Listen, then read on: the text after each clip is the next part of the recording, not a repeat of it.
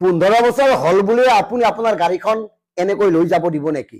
এটা বাতৰি পালো, যিবোৰ যান বাহনৰ 15 বছৰতকৈ অধিক হৈছে সেইবিলাক হেনো ৰাস্তাত দেখিলে আৰক্ষীয়ে টানি লৈ যাব। আৰু এই বাতৰিটো টাইমিক নামৰ চেনেলটোত দেখিলো। বাতৰি পঢ়োতাগৰাকীয়ে এনেকে চিঞৰি চিঞৰি বাতৰিটো পঢ়িছে যেন তেওঁহে আমাৰ গাড়ীখন টানি নিব। এতিয়া প্ৰিয় দৰ্শক শুনক, যদি আপোনাৰ গাড়ীখন ফিটফাট আছে, ঠিকেই আছে, তাৰপিছত কেনেকে টানি নিব পাৰে, কিয় টানি নিব? এটা মন কৰক, আমাৰ দৰে মধ্যবিত্ত বা নিম্ন মধ্যবিত্ত মানুহে এখন গাড়ী 5 বা 6 লাখ টকাত কিনি 15 বছৰৰ পিছত দলিয়াই দিব নোৱাৰে।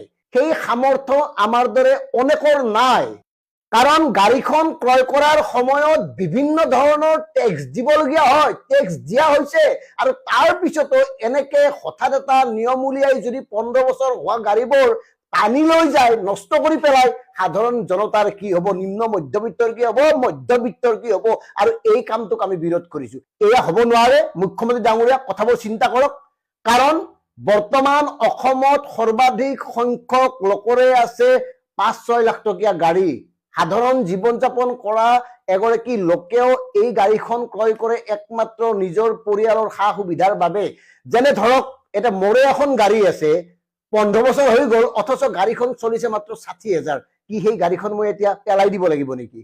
আনহাতে এই গাড়ীৰ আয়ুস কোনে নিৰ্ধাৰণ কৰিছে? কোম্পানীতো স্পষ্টভাৱে লিখা আছে যে 15ৰ পৰা 25 বছৰলৈকে মাৰুতি এল্টো জাতীয় আমি সৰু মানুহে চলোৱা গাড়ীবোৰ ঠিকে থাকে, আনকি 3 লাখ কিলোমিটাৰ চলাব পৰাকৈ সক্ষম, তাৰ পিছত চিন্তা কৰিব পাৰি। আনহাতে ডাঙৰ মানুহবিলাকে চলোৱা গাড়ীবোৰ, ইনোভা জাতীয় গাড়ীবোৰ 25 বছৰলৈকে আৰামছে চলাব পাৰে, 5 লাখ কিলোমিটাৰলৈকে আৰামছে চলাব পাৰে, কোনো ডিউৰেবিলিটি লোকচান নহয়, নষ্ট নহয়। তাৰ পিছত কিয় এই নিয়ম? মানে এনেকুৱা নেকি? আমি জানো মানুহৰ গড় আয়ুস 70ৰ পৰা 80 বছৰ, যে 80 বছৰ হৈছে সি সুস্থ আছে, তাক মাৰি পেলাম, এনেকুৱা হ'ব পাৰে নেকি? গতিকে সকলো ফালৰ পৰা ফিট হৈ থকা, ঠিক ঠাক হৈ থকা গাড়ী এখন 15 বছৰ নহয় 20 বছৰ হলেও আমি এনেকৈ দলিয়াই পেলাব নোৱাৰো। আমি সাধাৰণ মানুহ 5 লাখ বা 6 লাখ টকা দি ফূৰ্তিত গাড়ী এখন ক্ৰয় কৰিব নোৱাৰো আমি। আৰু 15 বছৰ হৈ যোৱা গাড়ীবোৰৰ যে নতুনকৈ ৰেজিষ্ট্ৰেশ্যন কৰি দিয়ে দ্বিতীয় অফিচ বিলাকে, সেই সকলৰ জেল হ'ব লাগিব তেতিয়াহ'লে। কাৰণ তেওঁলোকে কিয় গাড়ীখনৰ ফিটনেছ অকে বুলি লিখি দিছে, তেওঁলোকে কিয় গাড়ীখনৰ নতুনকৈ পঞ্জীয়ন কৰি হাজাৰ হাজাৰ টকা মাচুল লৈছে, তাৰ কাৰণে দায়ী কোন, তাৰ ক্ষতিপূৰণ কোনে দিব? গতিকে এনেই কিবা এটা কৈ দিব আৰু বাতৰি পঢ়োতাসকলে তামাম উল্লাসত চিঞৰি চিঞৰি বাতৰি পৰিৱেশন কৰিব আৰু সাধাৰণ জনতাক বিভূতিত পেলাব। এই কথাটো হ'ব নোৱাৰে। কাৰণ গাড়ীৰ কোম্পানীসমূহক প্ৰথমতে নাকি লগাব লাগিব। তেওঁলোকে কৈছে নেকি যে 15 বছৰৰ পিছত গাড়ীসমূহ নিজে নিজে বেয়া হৈ যাব? তেওঁলোকৰ তাততো সেই কথাবোৰ উল্লেখ নাই। আৰু এই কথাটো আমি মানি লওঁ, কিছুমান গাড়ী আপোনাৰ 10 বছৰ নহওঁতে তাৰ যিটো টাৰ্গেট 3 লাখতকৈও অধিক কিলোমিটাৰ চলিব পাৰে, তেনেকুৱা গাড়ীৰ ক্ষেত্ৰত ব্যৱস্থা গ্ৰহণ কৰক, আমি না নকওঁ।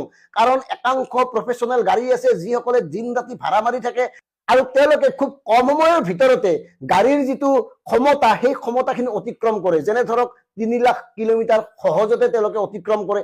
তেনেকুৱা গাড়ীৰ ক্ষেত্ৰত ব্যৱস্থা গ্ৰহণ কৰক। কিন্তু সাধাৰণ মানুহ সকলোকে এনেকৈ সামৰি লৈ যদি 15 বছৰতকৈ অধিক হোৱা গাড়ীবোৰ এনেকে টানি লৈ যোৱা হয়, ৰাস্তাত যদি উলিয়াব নোৱাৰো, এয়া কেনে কথা?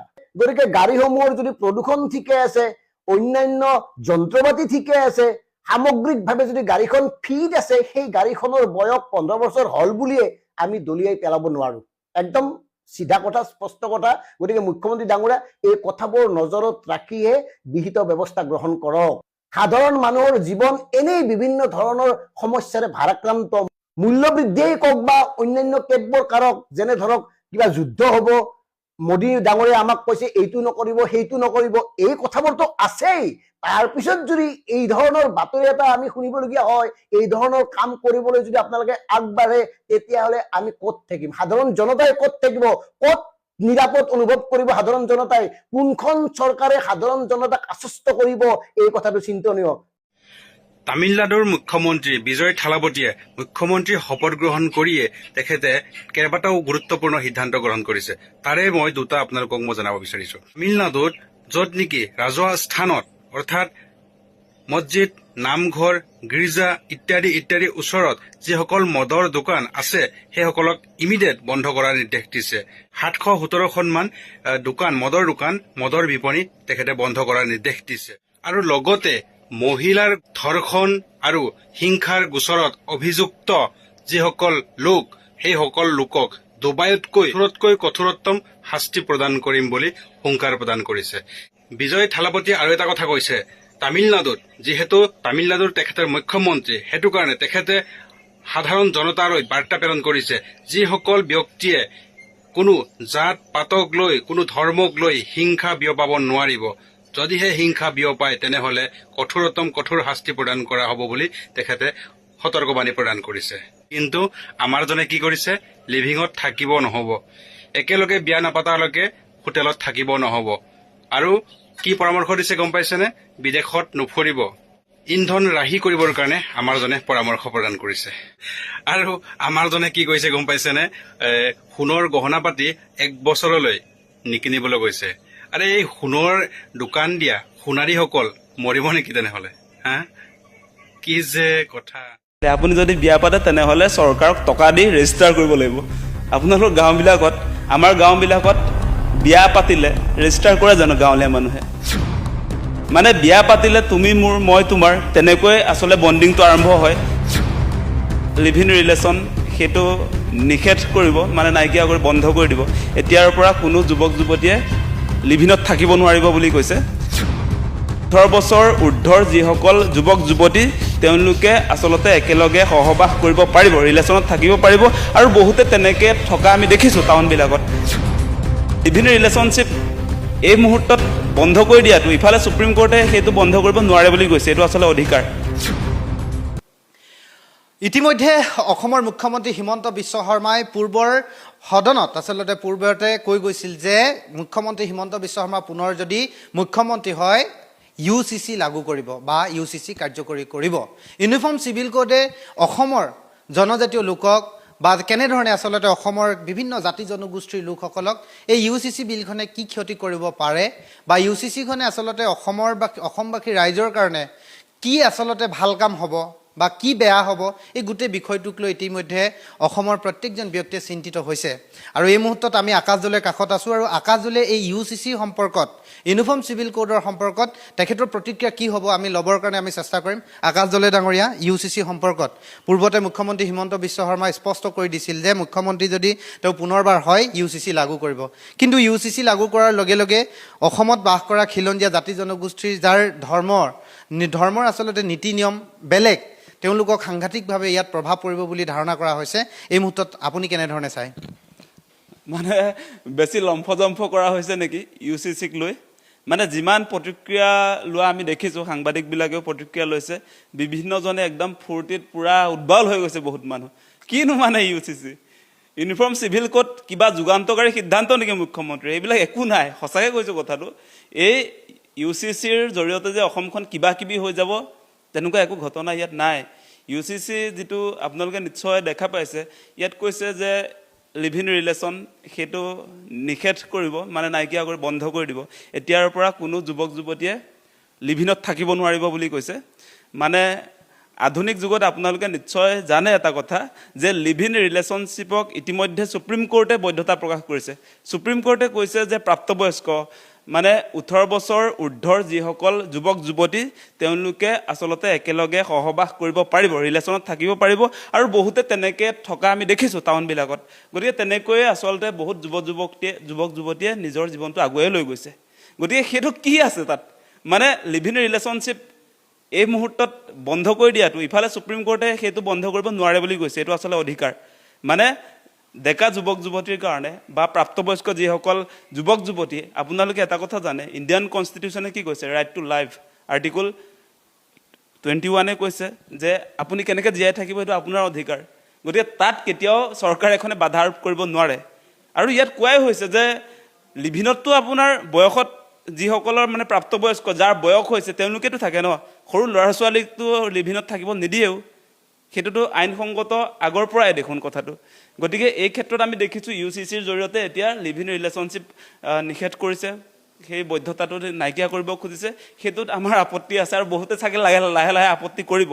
আৰু এটা বস্তু দেখিছোঁ দেই, মানে এতিয়া এনেকুৱা কিছুমান কাম কাজ কৰিবলৈ গৈছে চৰকাৰখনে, মানে UCCৰ জৰিয়তে যিবিলাক কাম দেখিছোঁ, এতিয়া আপোনাক প্ৰথমতে ক'লোঁ লিভিং ৰিলেশ্যনশ্বিপৰ কথা, তাৰ পাছত আৰু এটা কথা কোৱা হৈছে যে এতিয়াৰ পৰা বিয়া পাতিলে, আপুনি যদি বিয়া পাতে তেনেহ'লে চৰকাৰক টকা দি ৰেজিষ্টাৰ কৰিব লাগিব। আপোনালোকৰ গাঁওবিলাকত, আমাৰ গাঁওবিলাকত বিয়া পাতিলে ৰেজিষ্টাৰ কৰে জানো গাঁৱলীয়া মানুহে? কেতিয়াও নকৰে। আপোনালোকে চাবচোন, মানে বিয়া পাতিলে তুমি মোৰ মই তোমাৰ তেনেকৈ আচলতে বণ্ডিংটো আৰম্ভ হয়, মানে সেয়াই বুজাবুজি আণ্ডাৰষ্টেণ্ডিঙৰ ভিত্তিত আচলতে বিয়া সম্পন্ন হয়। বিয়া হোৱাৰ পাছত মানে যেতিয়ালৈকে থাকিব সেই তেতিয়ালৈকে দুয়োগৰাকী মানুহে মানে যুৱক যুৱতী হালে তেওঁলোকে শপত খায় যে আমি জনমে জনমে একেলগে থাকিম, সেইটোৱে আচলতে এটা চুক্তি। তাৰ পাছত এনেই ৰেজিষ্টাৰ কৰা সেই কথাটো চাগে বহুতে আপত্তি কৰিব। সেই কথাটো আপোনাৰ ৰেজিষ্টাৰ কৰা কথাটো আধুনিক দেখুৱাইছে চৰকাৰখনে। মই আৰু এটা উদাহৰণ দিম। এতিয়া কৈছে যে তহঁতি অকল বিয়া পাতিলে নহ'ব, বিয়া পাতিলে কিন্তু চৰকাৰৰ ঘৰ ৰেজিষ্টাৰ কৰিব লাগিব, সেই কথাটো কৈছে। আনফালেদি আমি দেখিছোঁ যে সামান্তীয় এটা চিন্তা চৰ্চা লৈ এতিয়া লিভিং ৰিলেশ্যনটো, এটা দুটা বস্তু পৃথক হয়নে নহয়? আপোনালোকে চাওক, এটা বস্তু, এটা আধুনিক যুগত গোটেই পৃথিৱীতে লিভিং ৰিলেশ্যনশ্বিপত থাকে, লিভ টুগেডাৰ কৰে। এতিয়া আকৌ কৈছে যে ৰেজিষ্টাৰ কৰিব লাগিব, সেইটো আধুনিক হৈছে। লিভিনত থকাটো আধুনিক, সেই আধুনিকটোকে আকৌ বন্ধ কৰি দিছে। এতিয়া স্ববিৰোধী হয়নে নহয়? কথাটো চাওক আপোনালোকে, UCCৰ জৰিয়তে লিভিং ৰিলেশ্যনশ্বিপ বন্ধ কৰা আৰু আপোনাৰ ৰেজিষ্টাৰ কৰিবলৈ কোৱা কথাটো দুইটা মানে ইপিঠি সিপিঠি হৈছে বস্তুটো। গতিকে এফালেদি আধুনিকতাৰ পোহৰ তেওঁলোকে ৰাইজৰ মাজলৈ বিয়পাই দিব খুজিছে, আনফালেদি কিন্তু সামান্তীয় যুগৰ যিটো ব্যৱস্থাপনা সেইটোকে আকৌ তেওঁলোকে ইয়াত প্ৰমোট কৰিব খুজিছে। সেই বস্তুটো আমি দেখিছোঁ। গতিকে আৰু কিছুমান কথা আছে ইয়াত, যে UCCৰ জৰিয়তে বহু বিবাহ বন্ধ কৰাৰ কথা কৈছে, সেইটোতো ভাল কথা। কিন্তু ইতিমধ্যে বহু বিবাহ বন্ধ কৰিবৰ কাৰণে অসম চৰকাৰে যোৱা বছৰ 2025 চনতে আপোনাৰ এখন আইন আনিছিলে। সেই আইনখনৰ নামটো হৈছে, মই আপোনালোকক মনত পেলাই দিওঁ, দ্য আছাম প্ৰহিবিশ্যন পলিগেমি বিল 2025। সেইটো নৱেম্বৰৰ 27 তাৰিখে অলৰেডি গৃহীত হৈছে অসম বিধানসভাত।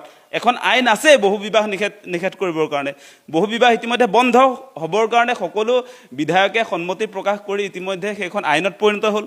এখন আইন আছে যে বহু বিবাহ কৰাব নোৱাৰিব। তাৰ পাছত UCCৰ প্ৰয়োজনীয়তাটো ক'ত? সেইখন আইন অলৰেডি আছে। তাৰ পাছত আৰু এটা বিষয় আনিছে, আপোনালোকে চাব যে এই আপোনাৰ এতিয়াৰ পৰা UCCৰ জৰিয়তে কোৱা হৈছে যে আপোনাৰ সম্পত্তিৰ সমবিতৰণ, সেইটোতো সম্পত্তিৰ সমবিতৰণৰ কাৰণে অলৰেডি এখন আইন আছে। সম্পত্তিৰ সমবিতৰণৰ আইনখনৰ নাম হৈছে, আপোনালোকে জানে, দ্য হিন্দু ছাকচেছন এক্ট 1956।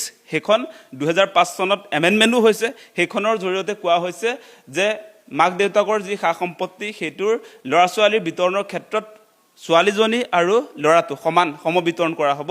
তাত ল'ৰা বা ছোৱালী দুয়োজনৰ মাজত কেতিয়াও ক্লাছিফিকেশ্যন কৰা নহয়, বৈষম্য কৰা নহয়, সমান অধিকাৰ পাব। সেই আইনখন অলৰেডি আছে, আইনখন আছেই। গতিকে UCCৰ জৰিয়তে এই বিষয়টো উল্লেখ কৰাৰ কি প্ৰয়োজন আছে? সেই কথাটো নাই, এনেহে চমক দেখুৱাই আছে। মানে এই UCC আনি তেওঁলোকে ভাবিছে বহুত কিবা কিবি কৰি দিছোঁ, সেই কথা আমি আচলতে দেখা নাই UCCত। বৰং আমি আশা কৰিছিলোঁ যে সঁচাসঁচিকৈ যদি চৰকাৰখনে মানে হিমন্ত বিশ্ব শৰ্মাই দ্বিতীয়বাৰৰ কাৰণে তেওঁ মুখ্যমন্ত্ৰীৰ আসনত বহিব, গতিকে আমাৰ প্ৰত্যাশা, আমাৰ আশা কি আছিল যে এইবাৰ সঁচাসঁচিকৈ কেইটামান যুগান্তকাৰী সিদ্ধান্ত চৰকাৰে ল'ব। এতিয়া মুখ্যমন্ত্ৰীয়ে যিবিলাক কাম কৰিছে সেইবিলাক আগত অলৰেডি থকা কিছুমান কাম কৰি আছে। আৰু আপোনালোকে নিশ্চয় দেখা পাইছে, আমি তামিলনাডুৰ চৰকাৰৰ কথা কৈ আছিলোঁ, তাত শপত গ্ৰহণ অনুষ্ঠানটোত আমি দেখিলোঁ বিজয় থালাপতিয়ে নিজৰ উপাৰ্জনৰ টকা খৰচ কৰি সেই শপত গ্ৰহণ অনুষ্ঠান পাতিছে। আমাৰ এগৰাকী মুখ্যমন্ত্ৰীয়ে 1000 কোটি টকা ধাৰ লৈ শপত গ্ৰহণ অনুষ্ঠান পাতিছে। আমাৰ তামিলনাডুৰ বিজয় থালাপতিয়ে 200 ইউনিট বিজুলী তামিলনাডুৰ ৰাইজৰ কাৰণে ফ্ৰী কৰি দিছে। আৰু আমাৰজনে এতিয়া দেখিছে নহয়, এতিয়া তেওঁ কি কৰিছে, এই মানে বিয়া পাতিলে ৰেজিষ্টাৰ কৰি পইচা 2000 টকা জমা দিহে এতিয়া বিয়া পাতিব পাৰিব, সেই নিয়মটো আনিছে, সেই কথাটো আনিছে। মানে সেইটো হ'ব পাৰে টাউনবিলাকত, কিন্তু গাঁৱৰ কাৰণে কেতিয়াও সম্ভৱ নহয়। আমাৰ দুখীয়া যিবিলাক সাধাৰণ মানুহ, তেওঁলোকে বিয়া পাতিলে আপোনাৰ ৰেজিষ্টাৰ কৰিবলৈ তেওঁলোকৰ কেপাচিটিটো নাই, সঁচাকৈ কৈছোঁ। গতিকে সেইটো কোনো কাৰণতে সমৰ্থনযোগ্য নহয় আমাৰ সাধাৰণ গাঁৱলীয়া মানুহবিলাকৰ কাৰণে। সেইকাৰণে আপোনালোকে UCCত আৰু এটা কথা দেখিব, আপুনি যে কৈ আছিলে যে আমাৰ জনজাতীয় মানুহৰ ক্ষেত্ৰত এইটো কেনেকুৱাকৈ প্ৰভাৱ পৰিব। UCCটো নাখাতেই জনজাতীয় মানুহৰ ক্ষেত্ৰত, ট্ৰাইবেল মানুহক UCCৰ পৰা বাহিৰত ৰখা হৈছে, গম পাইছেনে? UCC কেতিয়াও আপোনাৰ আমাৰ এক্সিষ্টিং ট্ৰাইবেলৰ ক্ষেত্ৰত প্ৰযোজ্য নহয়েই, সেই কথাটো আছে। আৰু আমি দেখিছোঁ, মই কোনটো কথা কৈ আছিলোঁ, যে আমাৰ চৰকাৰখনৰ কাম কি হ'ব লাগিছিলে, তেওঁ যে চমক দেখুৱাবৰ কাৰণে UCC যে লৈ আহিলে যে এই বিধানসভাত এদিন ঘোষণা কৰিছিলে এইবাৰ কিন্তু আপোনালোকে ৰখালে ৰখাক নহ'লে আকৌ যদি মই ক্ষমতালৈ আহোঁ মই যদি মুখ্যমন্ত্ৰী হওঁ লগে লগে UCC আনিম যেন কিবা বহুত ডাঙৰ বস্তু এটা আনিব তেনেকুৱা ভাও দিয়ে মানুহটোৱে কিন্তু মাল একো নাই তাত সঁচাই কৈছোঁ যদি কিবা কৰিব খুজিছে আমি কৈ আছিলোঁ যে সম্পূৰ্ণৰূপে অসমত ড্ৰাগছ বন্ধ কৰিব লাগে আমি কৈ আছিলোঁ যে অসমত মদৰ দোকান যি পৰিমাণে আচলতে লাইচেঞ্চ প্ৰদান কৰি এতিয়া অলিয়ে গলিয়ে মদৰ দোকান খুলিছে স্কুল বন্ধ কৰি পেলাই সেইবিলাক বন্ধ কৰিব লাগে মদৰ দোকান কমকৈ কৰিব লাগে সেইটো কৰিব পাৰিব নাই মুখ্যমন্ত্ৰী হিমন্ত বিশ্ব শৰ্মাই সেয়াওতো নোৱাৰে আজি আমাৰ যিবিলাক মানে পঢ়া ল'ৰা ছোৱালীবিলাকৰ শিক্ষাটো ফ্ৰী কৰি দিয়ক স্বাস্থ্যৰ শিক্ষা বিনামূলীয়া কৰি দিয়ক সেইটো পাৰিব নাই মুখ্যমন্ত্ৰীয়ে সেইবিলাক যুগান্তকাৰী সিদ্ধান্ত হ'ব পাৰে আজি আপোনাৰ ইলেক্ট্ৰিচিটি বিল যি ধৰণে বাঢ়িছে তাৰ আপোনাৰ সুলভ মূল্যত ইলেক্ট্ৰিচিটি দিয়ক আজি বিজয় থেলাপতিয়ে যি ধৰণে দিছে আমাৰ বিদ্যুৎটো আপোনাৰ ফ্ৰী কৰি দিয়ক যদি দম আছে মুখ্যমন্ত্ৰীৰ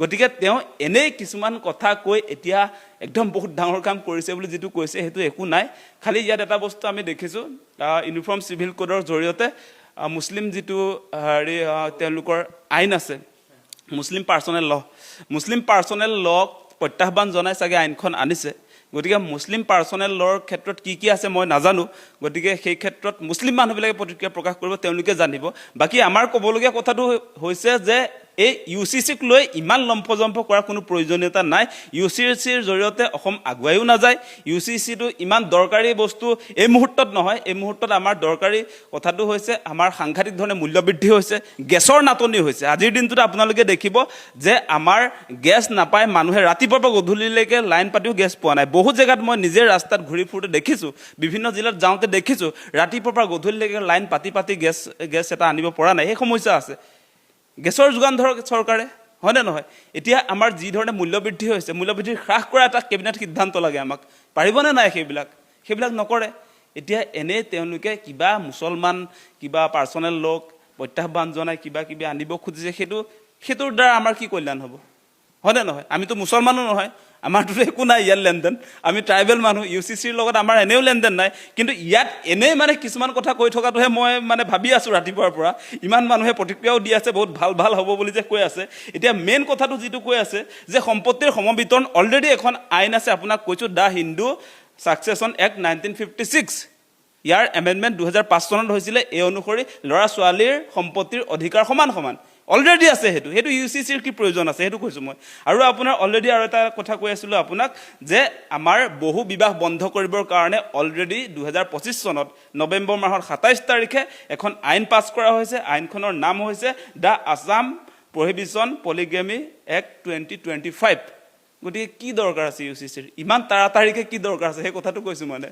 ইমান তাড়াতাড়িকৈ একো দৰকাৰ নাছিলে খালি লিভিল ৰিলেশ্যনটোৰ কথাটো কৈছোঁ মোক এতিয়া গালি পাৰিব বহুতে কিন্তু লিভিল ৰিলেশ্যনশ্বিপটো গোটেই বিশ্বত আছে এতিয়া লিভিন ৰিলেশ্যন আপুনি কৰিব পাৰিব যেতিয়া আপোনাৰ বয়স হ'ব আৰু লিভিন ৰিলেশ্যন কৰি বহুত মানুহে নিজে আচলতে মানে কাৰ লগত লিভিন কৰে যাৰ লগত আপোনাৰ আণ্ডাৰষ্টেণ্ডিং আছে যাৰ লগত আপোনাৰ বুজাবুজি আছে তেওঁলোকৰ মাক দেউতাকৰ সন্মতি সাপেক্ষে একেলগে থাকে পঢ়া শুনা মানুহে আপোনালোকে চাবচোন পঢ়া শুনা মোক এতিয়া ক'ব কিছুমান মানুহ গালি দিব এতিয়া কিন্তু পঢ়া শুনা মানুহবিলাকে যিবিলাক আচলতে ৰেচ আচলতে কাণ্ট্ৰিজ আছে যিমান আচলতে উন্নত দেশ আছে তাততো মানে লিভিন ৰিলেশ্যনশ্বিপ থাকে হয়নে নহয় গতিকে ডাঙৰ মানুহ বা আজি যদি চোৱা যায় এই কাৰবাৰটো আচলতে বৃহৎ ডাঙৰ মানুহৰ মাজত এইটো থাকেই কিন্তু এইটো কোনেও নুই কৰিব নোৱাৰে বা দেখুৱাই দিব নোৱাৰে কিন্তু দেখা যায় যে এই বিষয়টোক লৈ আলমটো লৈ আচলতে সাধাৰণ মানুহক দুই এটাক ধৰি আচলতে এটা বাবা লোৱা ক্ৰেডিট যেনেধৰণে আচলতে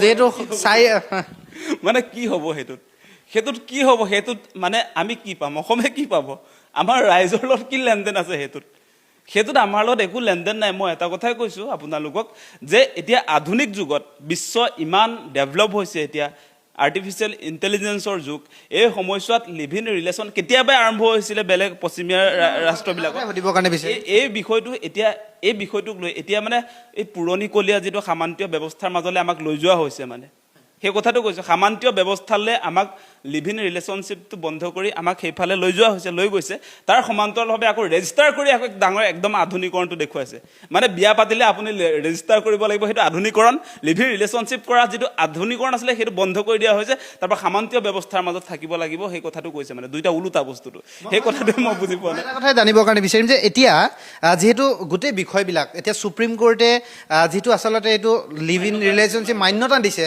আজি সুপ্ৰিম কোৰ্টে মান্যতা দিয়াৰ পিছত আচলতে অসম চৰকাৰে তাৰ বিৰুদ্ধে গৈ কিনে যে একশ্যন ল'ব লাগিব বা ইয়াৰ বিৰুদ্ধে ইয়াত যদি কোনোবাই এই আইনখন বা হিমন্ত বিশ্ব শৰ্মাই যিটো মুখ্যমন্ত্ৰীৰ নেতৃত্বত এই বস্তুটো যিটো লাগু কৰিছে এতিয়া এই গোটেই বিষয়টোতো কোৰ্টত যাব কোৰ্টত যোৱাৰ লগে লগে যদি চেলেঞ্জ কৰা যায় সুপ্ৰিম কোৰ্টে মান্যতা দিয়া বিষয় এটা অসম চৰকাৰে কিবা কৰিব পাৰিব বুলি আপুনি ভাবেনে নাই এইটোতো কেতিয়াও নহয় যে সৰ্বোচ্চ ন্যায়ালয় গোটেই কোৰ্টবিলাকৰ ভিতৰত আচলতে আটাইতকৈ ওপৰত থকা কোৰ্টখন সুপ্ৰিম কোৰ্ট গতিকে সুপ্ৰিম কোৰ্টে দিছে এটা নিৰ্দেশনা তেওঁলোকে কৈছে যে প্ৰাপ্তবয়স্ক যদি হয় আপোনাৰ যদি বয়স হৈছে ল'ৰা আৰু ছোৱালীৰ যদি বয়স হৈছে আপোনালোকৰ যদি মন মিলিছে আপোনালোকে বিয়া নপতালৈকে একেলগে থাকিব পাৰিব আৰু যেতিয়া আপোনালোকে অনুভৱ কৰিব যে বিয়া পাতিব পাৰিম আপোনাৰ সা সুবিধা হৈছে আপোনাৰ যেতিয়া সেই সুবিধা আহিব আপুনি বিয়া পাতি ল'ব কিন্তু তাৰ আগে আগে আপুনি মানে কি এনেকৈ আঁতৰে থকা যিটো কৈছে আগতে সেই ব্যৱস্থাপনা আছিলে ধৰক ৰজা মহাৰজাৰ দিনত সেই কথাটো এতিয়া সুপ্ৰিম কোৰ্টে অগ্ৰাহ্য কৰিছে ন এতিয়া সেইকাৰণে কৈছোঁ এই ব্যৱস্থাপনাটো কেতিয়াও চাগে এগ্ৰী নকৰিব আৰু তেওঁলোকে প্ৰত্যাহ্বানৰ সন্মুখীন হ'ব লাগিব কোনো কাৰণতে সুপ্ৰিম কোৰ্টৰ এগেইনষ্টত গৈ আপুনি ইয়াত অসমত এখন ৰাজ্যত কেতিয়াও আইন এখন বলবৎ কৰি দিব নোৱাৰে সেই কথাটো কৈছোঁ মই যে সম্পূৰ্ণৰূপে অসমত ড্ৰাগছ নিষিদ্ধ হ'ব লাগে এনেকুৱা সিদ্ধান্ত এটা কিয় ল'ব নোৱাৰিলে যে অসমত মদৰ দোকানবিলাক বন্ধ কৰি দিব লাগে তেনেকুৱা সিদ্ধান্ত কিয় ল'ব নোৱাৰে আজি আপোনালোকে নিশ্চয় দেখা পাইছে যে কেনেকুৱা ধৰণে আচলতে অসমত মানে অলিয়ে গলিয়ে মদৰ দোকান খুলিছে চৰকাৰে তাত পাৰ্মিশ্যন দিছে চমক দেখুৱাবলৈকে যদি ইমান মন আছিলে তেতিয়াহ'লে এইবাৰৰ পৰা নতুন চৰকাৰখনে শিক্ষা আৰু স্বাস্থ্য বিনামূলীয়া কৰি দিছে তেনেকুৱা সিদ্ধান্ত লোৱা হ'লে আমি সুখী হ'লোহেঁতেন আজি আপোনালোকে যদি চাই পথাৰত পানী যোগানৰ ব্যৱস্থা নাই এই চৰকাৰখনে এইবাৰৰ পৰা পথাৰবিলাকত পানীৰ যোগানৰ ব্যৱস্থা কৰিব কৃষকক উপযুক্ত আচলতে আপোনাৰ উৎপাদনৰ যিবিলাক সামগ্ৰী মানে উচিত মূল্য দিব সেইবিলাক বিষয় যদি অহা হ'লে আমি ভাল পালোহেঁতেন এইবাৰ নতুন চৰকাৰখনে আমাৰ এই সুলভ মূল্যত বিদ্যুৎ যোগান ধৰিব সেই কথাটো কোৱা হ'লে আমি ভাল পালোহেঁতেন আমি কম দামত এইবাৰ পৰা বজাৰ বস্তু সুলভ মূল্যত দিম আজি যে খাদ্য সামগ্ৰীবিলাকৰ দাম যে বাঢ়িছে কম দামত মূল্য বৃদ্ধি হ্ৰাস কৰিব তেনেকুৱা এটা সিদ্ধান্ত কিয় ল'ব নোৱাৰে কি লৈছে তেনেকুৱা সিদ্ধান্ত আপোনালোকে নিশ্চয় দেখিছে UCC যে মুখ্যমন্ত্ৰী হিমন্ত বিশ্ব শৰ্মাই মানে কেৱল চমক দেখুৱাবৰ কাৰণে তেওঁ UCC বলবৎ কৰিছে আপোনালোকে নিশ্চয় দেখা পাইছে যোৱাকালি অসম কেবিনেটত UCC সন্দৰ্ভত মুখ্যমন্ত্ৰীয়ে বক্তব্য আগবঢ়াইছে আৰু UCCৰ বিলখন এইবাৰৰ অধিৱেশনত তেওঁলোকে আচলতে তাত সদনত উত্থাপন কৰিব আৰু UCC সন্দৰ্ভত আপোনালোকে নিশ্চয় দেখা পাইছে আৰু আমিও দেখি আছো যে ৰাতিপুৱাৰ পৰা বহু মানুহে UCC সন্দৰ্ভত মুখ্যমন্ত্ৰীক পুৰা প্ৰশংসাৰে উপচাই পেলাইছে UCC কি তেনেকুৱা বস্তু যে অসমখন বদলাই দিব নেকি UCCয়ে আৰু আমি দেখিছো আচলতে UCCৰ জৰিয়তে মুখ্যমন্ত্ৰী গৰাকীয়ে চমক সৃষ্টি কৰিব যে খুজিছে তাৰ বাদে ইয়াত একোৱে নাই এতিয়া আপোনালোকে নিশ্চয় দেখা পাইছে যে UCCৰ জৰিয়তে ইতিমধ্যে কোৱা হৈছে যে বিবাহ পঞ্জীয়ন কৰা হ'ব মানে বিয়া হ'লে পঞ্জীয়ন কৰিব লাগে বুলি যে কৈছে গাঁৱত বহুত মানুহ আছে আমাৰ যে অসমত 26,000 গাঁও আছে এই গাঁৱৰ মানুহে আপোনালোকে যদি গাঁওবিলাকলৈ যায় কোনো আচলতে এই গাঁৱৰ মানুহে বিয়া পাতিলে কেতিয়াও পঞ্জীয়ন নকৰে মানে এটা আণ্ডাৰষ্টেণ্ডিঙৰ ভিত্তিতে বিয়া সম্পন্ন হয় আমি দেখি আছো সেইবিলাক কথা আৰু সেইবিলাক আচলতে এই টাউনত থকা মানুহবিলাকৰ ক্ষেত্ৰত প্ৰযোজ্য হ'ব পাৰে মানে বিবাহ পাতিলে যে পঞ্জীয়ন কৰিব লাগিব সেইটো যে বাধ্যতামূলক সেইটো কোনো কাৰণতে গাঁৱৰ মানুহে মানি ল'ব নোৱাৰে আচলতে আৰু এটা কথা কোৱা হৈছে যে UCCৰ জৰিয়তে লিভ ইন ৰিলেশ্যন বন্ধ কৰা হ'ব লিভ ইন ৰিলেশ্যন মানে আপোনালোকে এটা কথা নিশ্চয় জানে ইতিমধ্যে সুপ্ৰিম কোৰ্টে ডিক্লেৰেশ্যন দি কৈছে যে প্ৰাপ্তবয়স্ক অৰ্থাৎ 18 বছৰ ঊৰ্ধ্বৰ যুৱক যুৱতীয়ে একেলগে থকাৰ অধিকাৰ তেওঁলোকক ইতিমধ্যে সুপ্ৰিম কোৰ্টে দিছে ইয়াত মুখ্যমন্ত্ৰী হিমন্ত বিশ্ব শৰ্মাই মানে চমক দেখুৱাবৰ কাৰণে সুপ্ৰিম কোৰ্টক চেলেঞ্জ কৰি এই UCCৰ জৰিয়তে প্ৰাপ্তবয়স্ক যুৱক যুৱতীক একেলগে থকাৰ পৰা কেতিয়াও আচলতে বিৰত ৰাখিব নোৱাৰে সেইটো কেতিয়াও সমৰ্থনযোগ্য নহয় মানে আপোনালোকে নিশ্চয় জানে যে বৰ্তমান সময়ত এই আধুনিক যুগত আচলতে যুৱক যুৱতীসকলে বয়স হোৱাৰ পাছত প্ৰাপ্তবয়স্ক হোৱাৰ পাছত একেলগে থাকি কিবা কাম কাজ কৰা আমি দেখিছোঁ আপুনি গুৱাহাটীৰ ক্ষেত্ৰতো চাব পাৰে গোটেই ভাৰতত যদি আপোনালোকে চাই একেলগে থাকি বিয়া পাতিব নোৱাৰিব পাৰে কিন্তু একেলগে তেওঁলোকে মনে মিলাৰ পাছত একেলগে সহবাস কৰি আচলতে নিজৰ জীৱনটো আগুৱাই লৈ গৈছে সেইটোত কোনো কাৰণতে মুখ্যমন্ত্ৰীয়ে ফুল ষ্টপ দিব নোৱাৰে সেইটো আচলতে সংবিধানৰ বিৰোধী কাৰণ সংবিধানে ৰাইট টু লাইফ দিছে According to Indian Constitution, আপোনালোকে জানে আৰ্টিকল 21 অনুসৰি আচলতে জীয়াই থকাৰ অধিকাৰ মানুহক দিছে কেনেকৈ জীয়াই থাকিব সেই অধিকাৰ নিজে ডিসিশন ল'ব তাত কোনো কাৰণতে চৰকাৰে আচলতে মানুহে কেনেকৈ জীয়াই থাকিব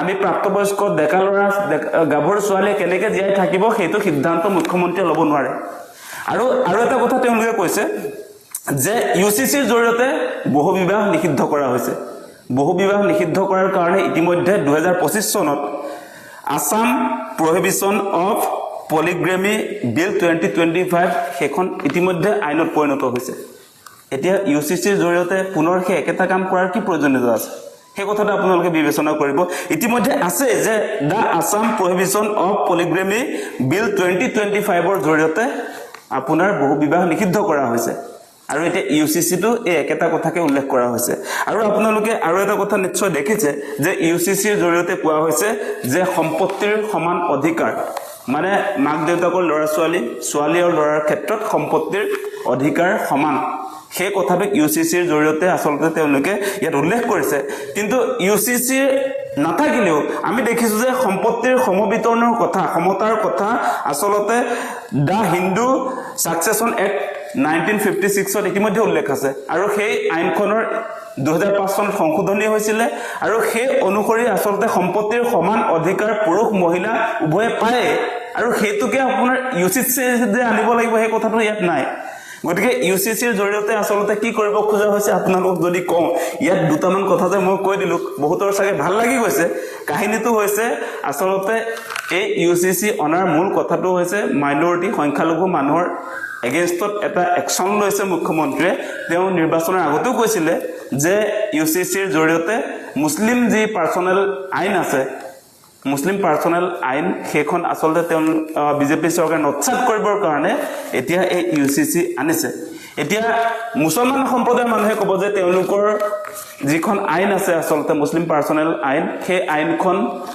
তেওঁলোকক লাগে নে নালাগে সেইটো তেওঁলোকৰ বিষয় ইউচিচিৰ সলনি আৰু বহুত কৰিবলগীয়া কাম আছিলে অসমত মানে সঁচাকৈ মুখ্যমন্ত্ৰীয়ে যদি চমক দেখুৱাবলৈকে যদি ইমান মন আছিলে তেতিয়াহ'লে এইবাৰৰ পৰা নতুন চৰকাৰখনে শিক্ষা আৰু স্বাস্থ্য বিনামূলীয়া কৰি দিছে তেনেকুৱা সিদ্ধান্ত লোৱা হ'লে আমি সুখী হ'লোহেঁতেন আজি আপোনালোকে যদি চাই পথাৰত পানী যোগানৰ ব্যৱস্থা নাই এই চৰকাৰখনে এইবাৰৰ পৰা পথাৰবিলাকত পানীৰ যোগানৰ ব্যৱস্থা কৰিব কৃষকক উপযুক্ত আচলতে আপোনাৰ উৎপাদনৰ যিবিলাক সামগ্ৰী মানে উচিত মূল্য দিব সেইবিলাক বিষয় যদি অহা হ'লে আমি ভাল পালোহেঁতেন যে সম্পূৰ্ণৰূপে অসমত ড্ৰাগছ নিষিদ্ধ হ'ব লাগে এনেকুৱা সিদ্ধান্ত এটা কিয় ল'ব নোৱাৰিলে যে অসমত মদৰ দোকানবিলাক বন্ধ কৰি দিব লাগে তেনেকুৱা সিদ্ধান্ত কিয় ল'ব নোৱাৰে আজি আপোনালোকে নিশ্চয় দেখা পাইছে যে কেনেকুৱা ধৰণে আচলতে অসমত মানে অলিয়ে গলিয়ে মদৰ দোকান খুলিছে চৰকাৰে তাত পাৰ্মিশ্যন দিছে সেইবিলাক আপোনালোকে নিশ্চয় দেখা পাইছে তেনেকুৱা কিন্তু যুগান্তকাৰী সিদ্ধান্ত ল'বৰ কাৰণে হিমন্ত বিশ্ব শৰ্মাৰ দম নাই আজি যদি ৰাইজক যদি হিমান বেছি ভাল পায়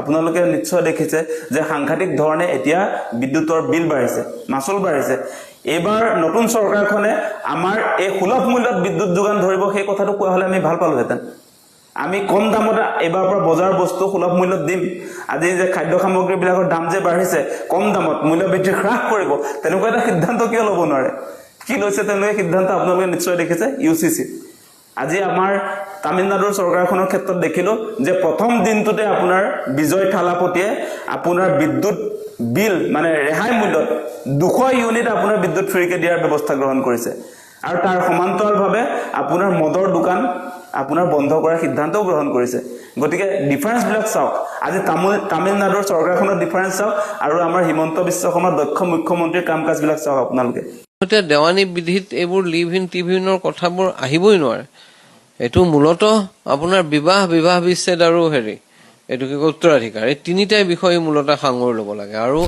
লিভ ইন ৰিলেশ্যনশ্বিপ বাধা দিবলৈ চেষ্টা কৰে পিয়ৰিটি আনিব খোজে গতিকে সেইবিলাক আপোনাৰ সংবিধানে দিয়া মৌলিক অধিকাৰৰ বিপৰীতে যোৱা কথা আৰু তেনেকুৱাকৈ যদি যায় তেনেকুৱা এখন আইন অসাংবিধানিক হ'বই, কাৰণ লিভ ইন ৰিলেশ্যনশ্বিপটো কোন দুজন এডাল্টে কেনেকে থাকো এইটো ৰাইট টু প্ৰাইভেচি, ফাণ্ডামেণ্টেল ৰাইটৰ ভিতৰত এটা বস্তু। আৰ্টিকল 21 গোপনীয়তাৰ যি অধিকাৰ, মোৰ চইচৰ যিটো অধিকাৰ, মই কেনেকে থাকিম, কি খাম, কাৰ লগত থাকিম, এইবিলাকত কি ধৰণেৰে থাকিম, এইবিলাকত আপোনাৰ ৰাষ্ট্ৰই বাধা দিব নোৱাৰে, এইটো মৌলিক অধিকাৰ। এনেকুৱা ধৰণৰ ব্যৱস্থা যদি থাকে তেতিয়াহ'লে মই ভাবোঁ যে সেইটো এটা মানে হেৰি হ'ব, সেইখন আইনত সেই প্ৰভিজনটো অন্তত অসাংবিধানিক হ'ব। তেওঁলোকে ৰেজিষ্ট্ৰেশ্যন হয়তো কৰাৰ কথা ক'ব পাৰে লিভ ইন ৰিলেশ্যনত থকা মানুহৰ ক্ষেত্ৰত। মই ভাবোঁ যে সেইটো কিমান দূৰ মানে সেই ধৰণৰ ইণ্টাৰফাৰেঞ্চ সাংবিধানিকভাৱে গ্ৰহণযোগ্য হ'ব, সেইটো লৈ পেলাই মোৰ সন্দেহ আছে। কাৰণ ইউনিফৰ্ম চিভিল কোড যদি হ'বই লাগে, সকলো নাগৰিকৰ ক্ষেত্ৰতে যদি প্ৰযোজ্য হ'ব লাগে, তেতিয়াহ'লেনো যদি সেইটো ভালেই হয়, তেতিয়াহ'লেনো জনজাতীয় মানুহক সেইখনৰ আওতাৰ বাহিৰৰ পাঠোৱাৰ কি অৰ্থ থাকিব পাৰে? কথাটো হ'ল সেইটোহে। যিটো কথা গুৰুত্বপূৰ্ণ যে এনেকুৱা ধৰণৰ আইন এখন যেতিয়া আনিবলৈ চেষ্টা কৰা হয়, তেতিয়াহ'লে সদায় এটা সহমতৰ ভিত্তিত কৰিবলৈ চেষ্টা কৰা ভাল। যে ভাৰতবৰ্ষত অটল বিহাৰী বাজপেয়ী চৰকাৰ যেতিয়া আছিল তেতিয়াও এখন আনিব পাৰিলেহেঁতেন, কিন্তু তেতিয়া তেওঁলোকে অনা নাছিল। কাৰণ তেওঁলোকে সেই সহমত যিটো এটা কনচেনচাছৰ মাজেৰে ৰাষ্ট্ৰক পৰিচালনা কৰাৰ যিটো এটা প্ৰক্ৰিয়া ভাৰতবৰ্ষত স্বাধীনতাৰ পিছৰ পৰা চলি আছে, অন্তত গুৰুত্বপূৰ্ণ বিষয়ত সেইটোক মানি চলিছিল। চৰকাৰৰ দিনত সকলো কাম যিহেতুকে ৰাজনৈতিক উদ্দেশ্যত কৰা হয়, গতিকে তেওঁলোকে এইটো সহমতৰ কথাটো নাই। তেওঁলোকে এইটো এটা সম্প্ৰদায়ৰ বিৰুদ্ধে অনা মানে এখন আইন হিচাপে দেখুৱাবলৈ চেষ্টা কৰি থাকিব। গতিকে কথাটো হ'ল, সমস্যাটো হ'ল তাত যে এইটো এটা সহমতৰ ভিত্তিত কৰিব খোজা চেষ্টা নহয়, ইয়াৰ আঁৰত কিছুমান ৰাজনৈতিক কাৰকে ক্ৰিয়া কৰিছে আৰু যাক তেওঁলোকে ৰাজনৈতিক উদ্দেশ্যত ব্যৱহাৰ কৰাৰ চেষ্টা কৰিব পাৰে। সেই কালি ৰাজ্যিক কেবিনেটত এটা সিদ্ধান্ত লোৱা হৈছে যে আগন্তুক বিধানসভাৰ অধিৱেশনতে UC বিল উত্থাপন কৰা হ'ব, আৰু বিষয়টো তাৰপিছতে খুব চৰ্চালৈ আহিছে। আচলতে UCC কি হয়, তাত কি থাকিব পাৰে, অকণমান আমাৰ দৰ্শকৰ কাৰণে। চাওক, ইউনিফৰ্ম চিভিল কোড বা উমৈহতীয়া দেৱানী বিধি, এই কথাটো যোৱা সময়ছোৱাত খুবেই এটা বিতৰ্কিত বিষয় ৰূপে, বিতৰ্কিত ৰাজনৈতিক বিষয় হিচাপে পৰিগণিত হৈছে। উমৈহতীয়া দেৱানী বিধি বুলি যেতিয়া কোৱা হয়, তাৰমানে একে আষাৰে চালে লাগে যে আমাৰ আইন কানুনবিলাক উমৈহতীয়া নহয় নেকি, অৰ্থাৎ সকলো নাগৰিকৰ কাৰণে একেধৰণৰ আইন প্ৰযোজ্য নহয় নেকি, বিশেষকৈ যিবিলাক দেৱানী আইন আছে। কিন্তু আমি যিটো কথা বুজিব লাগিব যে উমৈহতীয়া দেৱানী বিধিৰ কথা যেতিয়া প্ৰসংগত আহে, তেতিয়া মূলতঃ কথাটো কি আছিল যে আপোনাৰ যেতিয়া ভাৰতবৰ্ষ স্বাধীনতা লাভ কৰিলে, নতুন সংবিধান প্ৰস্তুত কৰা হ'ল, এই সংবিধান প্ৰস্তুত কৰোঁতে এই উমৈহতীয়া দেৱানী বিধি সকলোৰে ক্ষেত্ৰত প্ৰযোজ্য হোৱাকে দেৱানী আইন, বিশেষকৈ যে সম্পত্তিৰ উত্তৰাধিকাৰ, বিবাহ আৰু বিবাহ বিচ্ছেদ, এই তিনিটা মূল বিষয়ক লৈ পেলাই যে এখন উমৈহতীয়া আইনৰ অধীনলৈ আহিব নে নাহে, এই বিষয়টো লৈ পেলাই সেইবিলাক এটা বিতৰ্ক হৈছিল। আৰু ভাৰতীয় সংবিধান সভাৰ সেই বিতৰ্কৰ অন্তত এই কথাটো সিদ্ধান্তলৈ অহা গৈছিল যে উমৈহতীয়া দেৱানী বিধি বিশেষকৈ বিবাহ বিচ্ছেদ আৰু সম্পত্তিৰ উত্তৰাধিকাৰীৰ ক্ষেত্ৰত প্ৰযোজ্য নহ'ব, এতিয়াই প্ৰযোজ্য নহ'ব, আৰু তাক পৰ্যায়ক্ৰমে লাহে লাহে প্ৰযোজ্য কৰাৰ কথা ভবা হৈছিল। সেইকাৰণে আপোনালোকে যদি চাই দেখিব যে আৰ্টিকল 44 অনুচ্ছেদ 44 ভাৰতৰ সংবিধানত নিৰ্দেশাত্মক নীতিৰ এইটো এটা উদ্দেশ্য হিচাপে লোৱা হৈছে যে ভাৰতবৰ্ষত তেওঁলোকে ভাৰতবৰ্ষই আপোনাৰ উমৈহতীয়া দেৱানী বিধি প্ৰতিষ্ঠাৰ দিশে যাব। গতিকে সেইকাৰণে এইটোৰ কোৱাৰ মূল কাৰণটো আছিল দুটা। এটা কথাটো আছিল, ইয়াৰ কাৰণ আছিল সেইটো সময়তে উমৈহতীয়া দেৱানী বিধিটো প্ৰযোজ্য নকৰাৰ। সেই সময়ত দেশ বিভাজন হৈছে, ইয়াত বিভিন্ন ধৰণৰ আপোনাৰ দেশ বিভাজনৰ পিছত সংখ্যালঘু সম্প্ৰদায়ৰ বহু মানুহ ইয়াত ৰৈ গৈছে, ধৰ্মীয় সংখ্যালঘু সম্প্ৰদায়ৰ মানুহ। এই সম্প্ৰদায়ৰ মানুহখিনিয়ে ভাৰতবৰ্ষৰ নতুনকৈ স্বাধীন হোৱা দেশ এখনত তেওঁলোকক আশ্বস্ত কেনেকৈ কৰিব পৰা যায় যে তেওঁলোকৰ ধৰ্মীয় আচাৰ ব্যৱহাৰ, নীতি নিয়ম এইবিলাকক মানে প্ৰটেকশ্যন দিয়া হ'ব। গতিকে সেইকাৰণে সেইটো সময়ত এই কথাটো এটা সিদ্ধান্তলৈ অহা হৈছিল যে এইটো পৰ্যায়ক্ৰমে কৰা হ'ব, এতিয়াই কৰা নহয়। আৰু সেইকাৰণে আপুনি চাব যে ভাৰতত উমৈহতীয়া দেৱানী বিধিৰ যিটো কথা, সেই কথাটো এটা ইছ্যু বা বিষয় হিচাপে ৰৈ গৈছিল। কিন্তু কথাটো এনেকুৱা নহয় যে আপোনাৰ তেনেকুৱা বিধি নাই। এতিয়া ধৰক আপোনাৰ ছাকচেছন বা উত্তৰাধিকাৰটো কৰাৰ কাৰণে ছেকুলাৰ ধৰ্ম নিৰপেক্ষ বিধি আছে। যেনেকে মুছলমান ধৰ্মীয় নিয়ম মতে আপোনাৰ বিবাহ বা বিবাহ বিচ্ছেদ হয়, আৰু তাৰ ঠিক লগে লগে আপোনাৰ উত্তৰাধিকাৰো হয়।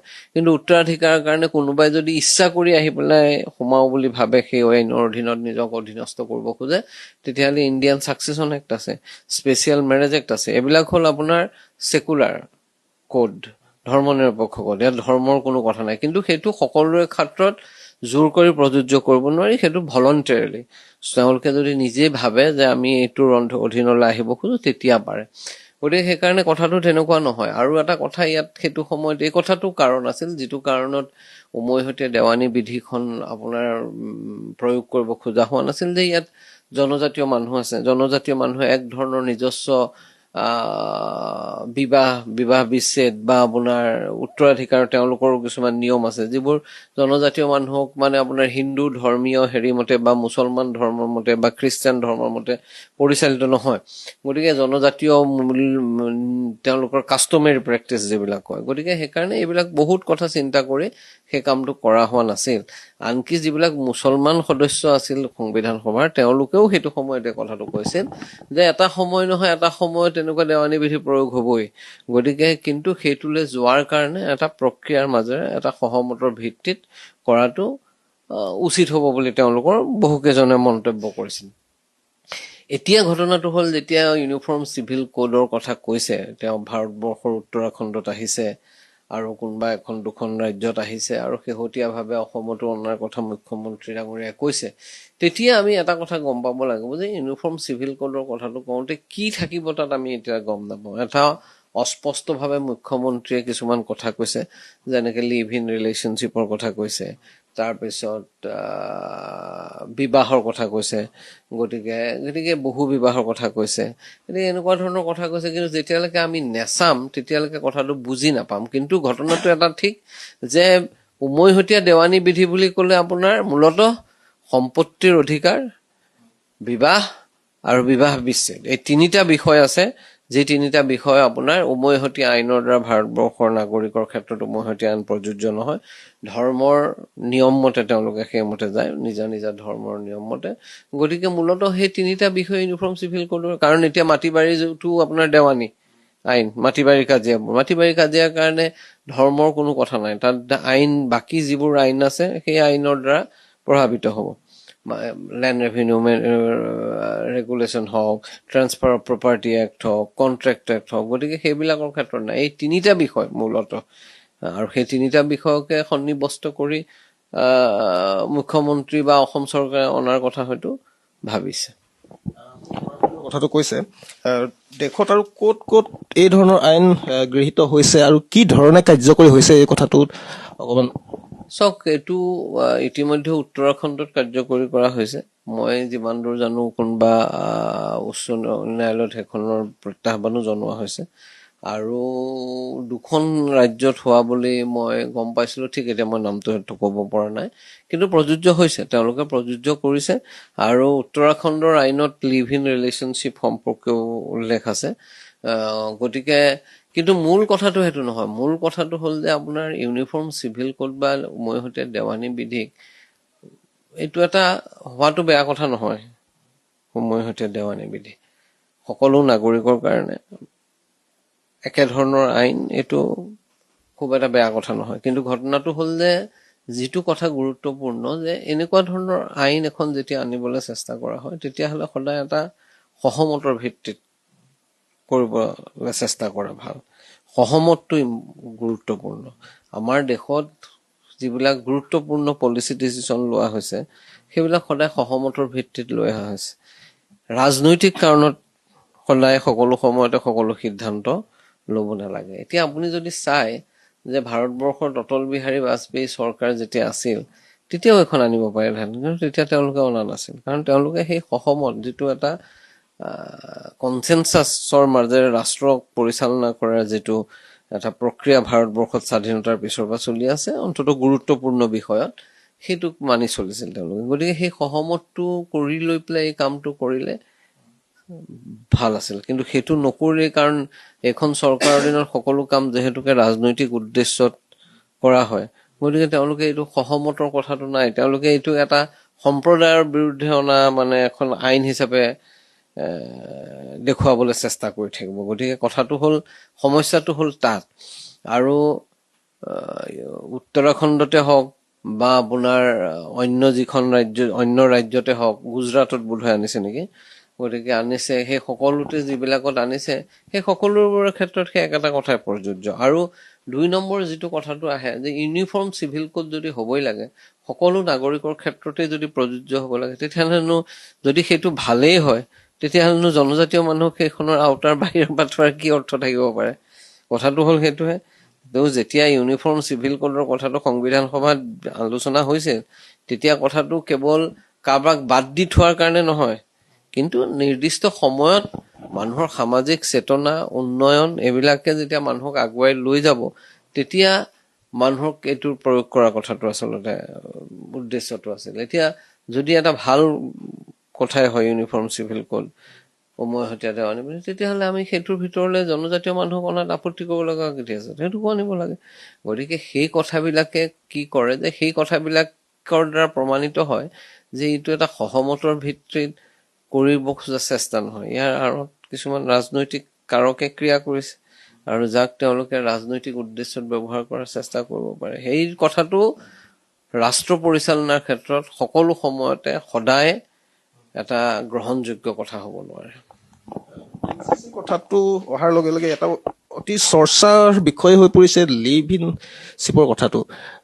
তো এনেকুৱা ধৰণৰ হয়তো উচ্চতম ন্যায়ালয়ৰ কিছুমান ৰায় খুব সম্ভৱ আছে যে এই ধৰণৰ লিভ ইনত থকাৰ বা লিভ ইন চিপত থকাৰ কোনো বাধা থাকিব নোৱাৰে। গতিকে এই আইনখনত যদি তেনেকুৱা ধৰণৰ যদি বাধ্যবাধকতা আহি পৰে, এনেকুৱা বাধ্যবাধকতা দিব নোৱাৰে, আৰু মোৰ বোধহয় নিদিবও। কাৰণ লিভ ইন ৰিলেশ্যনশ্বিপটো কোন দুজন এডাল্টে কেনেকে থাকো এইটো ৰাইট টু প্ৰাইভেচি, ফাণ্ডামেণ্টেল ৰাইটৰ ভিতৰত এটা বস্তু। আৰ্টিকল 21 গোপনীয়তাৰ যি অধিকাৰ, মোৰ চইচৰ যিটো অধিকাৰ, মই কেনেকে থাকিম, কি খাম, কাৰ লগত থাকিম, এইবিলাকত কি ধৰণেৰে থাকিম, এইবিলাকত আপোনাৰ ৰাষ্ট্ৰই বাধা দিব নোৱাৰে, এইটো মৌলিক অধিকাৰ। সেইটো তেনেকুৱা ধৰণৰ ব্যৱস্থা যদি থাকে, তেতিয়াহ'লে মই ভাবোঁ যে সেইটো এটা মানে হ'ব, সেইখন আইনত সেই প্ৰভিজনটো অন্ততঃ অসাংবিধানিক হ'ব। তেওঁলোকে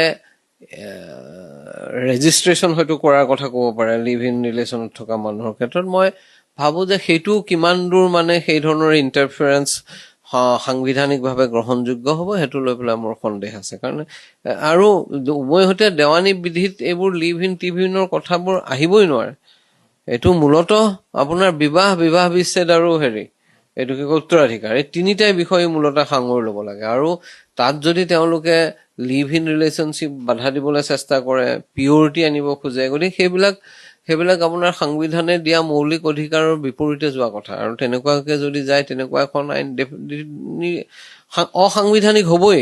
সেইটো ব্যৱস্থা সকলো নহ'ব পাৰে, কিন্তু সেই ব্যৱস্থাটো অসাংবিধানিক হ'ব। গতিকে সেইকাৰণে মই ভাবোঁ যে সেই ধৰণৰ ব্যৱস্থা যদিও তেনেকে কোৱা হৈছে বা বাতৰিত ওলাইছে, তেনেকুৱা ব্যৱস্থা আনিব যেন মোৰ বোধ হোৱা নাই। খুব বেছি তেওঁলোকে কৰিব পাৰে যে ৰেজিষ্ট্ৰেশ্যন, পঞ্জীয়ন কৰা কথাও ক'ব পাৰে, কিন্তু মই ভাবোঁ যে পঞ্জীয়ন কৰোৱাটো এক ধৰণৰ ইণ্টাৰফাৰেঞ্চ মানুহৰ মৌলিক অধিকাৰৰ ওপৰত। অসম জয় জুবিন, ভাৰত মাতা জয়। যিদৰে তামিলনাডুত চৰকাৰ হোৱাৰ লগে লগে তেওঁলোকে জনসাধাৰণৰ কাৰণে কাম কৰা আৰম্ভণি কৰি দিলে, তাৰে প্ৰথম প্ৰমাণ হ'ল আপোনাৰ 700তকৈও ওপৰত বিপণী, তেওঁলোকে মদৰ বিপণী মানে শ্বপ মানে ৱাইন শ্বপছবোৰ বন্ধ কৰি দিলে, বা তেওঁলোকে স্কুলৰ কাষত 500 মিটাৰ স্কুলৰ কাষত তেওঁলোকে মদৰ দোকান দিব নোৱাৰিব তামিলনাডুত। তো এইটো হ'ল আপোনাৰ বিজয় থেলাপতি, তেওঁক ধন্যবাদ জ্ঞাপন কৰিছোঁ। ঠিক তেনেদৰে অসমত তাৰ ভাইচ ভাৰ্চা আজি আমাৰ মদৰ দোকানৰ বিপণীবোৰ ইয়াতে বাঢ়িছে, কাৰণ ইয়াতে টেক্সবোৰ তেওঁলোকে লৈ আছে, ধন সংগ্ৰহ কৰি আছে, আৰু ইয়াত আমাৰ স্কুলবোৰ বন্ধ হৈ গৈছে, অসমীয়া স্কুলবোৰ ঠিক তেনেদৰে বন্ধ হৈ গৈছে। আৰু ঠিক তেনেদৰে আমাৰ লাইটৰ যিটো বিল, আমাৰ ইয়াতে অসমত লাইটৰ বিল বাঢ়িছে, আৰু তাতে 200 ইউনিট লাইটৰ বিল ফ্ৰী দিছে তামিলনাডুত। তো যদি জনসাধাৰণৰ বিকাশৰ কাৰণে কাম কৰিব নোৱাৰে সেই চৰকাৰ, তেতিয়াহ'লে গভৰ্ণমেণ্ট ডেভেলপমেণ্ট কৰিব নোৱাৰে, গভৰ্ণমেণ্ট কাম কৰিব নোৱাৰে। সেইখন গভৰ্ণমেণ্টৰ অৰ্থটো একোৱেই নাথাকিব যদি সকলো বস্তু প্ৰাইভেট ছেক্টৰক দিয়ে। আৰু বিজয় respected Vijay থেলাপতি, the CM of Tamil Nadu, তেওঁ যিখিনি কাম বৰ্তমান আৰম্ভণি কৰিছে আজি সকলোৰ কাৰণে, সেইটো এটা তেওঁৰ কাৰণে ধন্যবাদ জ্ঞাপন কৰিম। আৰু ঠিক তেনেদৰে যদি অসমতো ইয়াৰ যদি 1% কিবা এটা হয়, তেতিয়াহ'লে অসমীয়াৰ অস্তিত্ব স্বাভিমানখিনি থাকিব, তাৰে কথা ক'ব খুজিম। আৰু লগতে আজি CM আণ্ডাৰলাইন,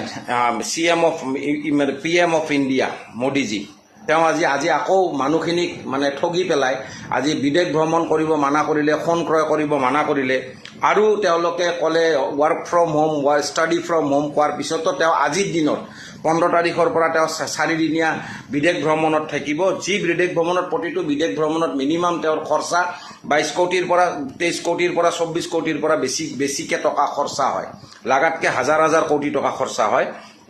সেই বিদেশ ভ্ৰমণত তেওঁ গৈছে, কিন্তু অসম আৰু ভাৰত আৰ্থিক সংকটত ভুগিছে। ঠিক সেনেদৰে কথা ভাষাবোৰ ক'লেই নহ'ব, কথা ভাষাৰ অৰ্থবোৰ ধৰি ৰাখিবও লাগিব। গতিকে সকলো ভাৰতবাসী আৰু অসমবাসী বুজিব হ'ল। আৰু লকডাউন অহাটো ডাঙৰ কথা নহয়, জনজাগৰণ হোৱাটোহে দুখদায়ক হ'ব। কাৰণ পৃথিৱীখন যদি চলিছে, আজি এই গভৰ্ণমেণ্ট কাৰ কাৰণে? গভৰ্ণমেণ্ট ফৰ দ্য পিপুল ন। আমি আচলতে এই গভৰ্ণমেণ্টটো আনিছোঁ, গণতান্ত্ৰিক ৰূপত আমি গভৰ্ণমেণ্ট ফৰ্ম কৰিছোঁ, কিন্তু গণতান্ত্ৰিকত যদি আমি চৰকাৰী সুবিধাখিনি নাপাওঁ, চৰকাৰী পৰিৱেশখিনি নাপাওঁ, চৰকাৰী সা সুবিধা নাপাওঁ, তেতিয়াহ'লে চৰকাৰ কি কাৰণত লাগে? গতিকে চৰকাৰ আহিলেই নহ'ব, চৰকাৰৰ লগত অসমৰ বা ভাৰতৰ বিকাশ হ'ব লাগিব, উন্নত হ'ব লাগিব। অকল ডাঙৰ ডাঙৰ গাড়ীত উঠি, ডাঙৰ ডাঙৰ ৰেলী কৰি পেলাই, ডাঙৰ ডাঙৰ মিটিং দিলেই নহ'ব, দেখনীয়া কৰিলেই নহ'ব, মানে ওপৰে ৰং চং ভিতৰে কোৱাৰ ভতৰি হৈ লাভ নাই।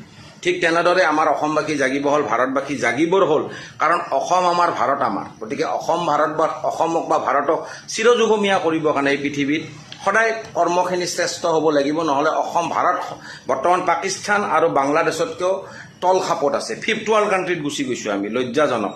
তো জয় আই অসম, জয় জুবিন, ভাৰত মাতাৰ জয়।